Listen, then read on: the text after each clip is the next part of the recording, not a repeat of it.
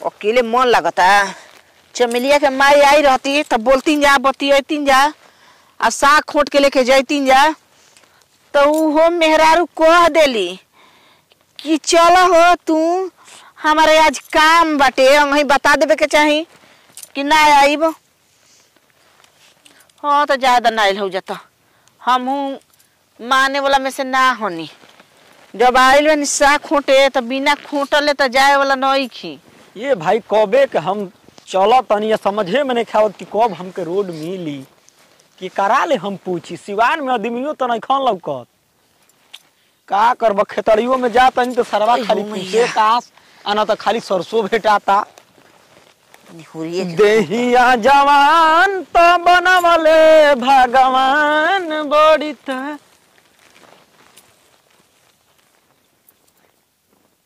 ए जी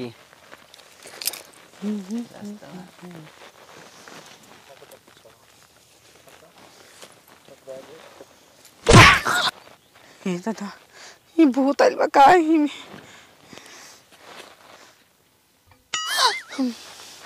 ए ई का करतला हो? ए महाराज कबे के चिल्लाता नहीं तो कोई बोलत है ये नहीं खे। कोई बोल ई सिवान हो घर ना हो कि घर में दुआर पर चिल्लेबा तो घर में 2-4 गो आदमी बाड़न। देखिए हम जात रहनी बांसडी। बांसडी हो? हाँ आ कबे के सिवाना में हम गोल गोल घूमत नहीं हमके रास्ते नहीं खे मिलत।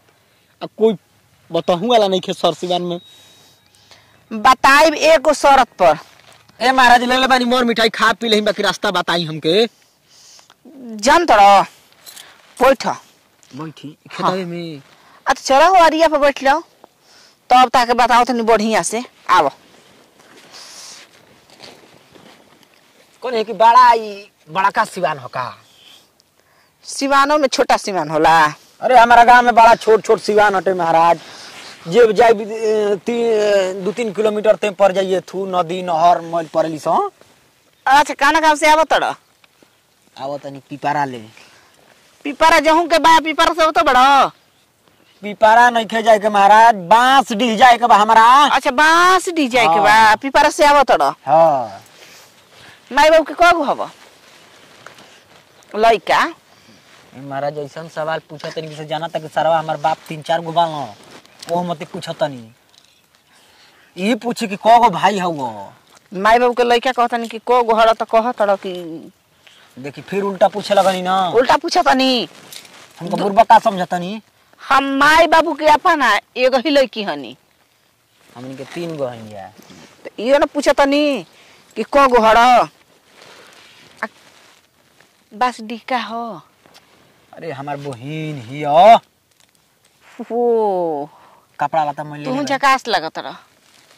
अब हितई गनी में आदमी जानला तो तनी नया नया कपड़ा पहन के जालो। अच्छा अच्छा गांव थोड़े ना हो। दीदिया का ननद वाली से 5-5 गो। तहार मन कर लकी ना का साग खाई के? ए महाराज 2-3 मंडा में हमार साग बोवल बा। ई मंडा का कहला हो? खेत एकरा से बड़ टोपरी वाली से 2-3 गो रहिला कबिली हमनी के देखी घर के मेहरारू न लइकी फइकी सिवान में ना जाली सो। अच्छा लइके जालन जा। हां खेत बाड़ी मरवावे देखी उल्टा सीधा न तो बतियाई। अरे खाद दूध मरवावे। देखी हमके भुलवाई मत बात में हमके रास्ता बता दे।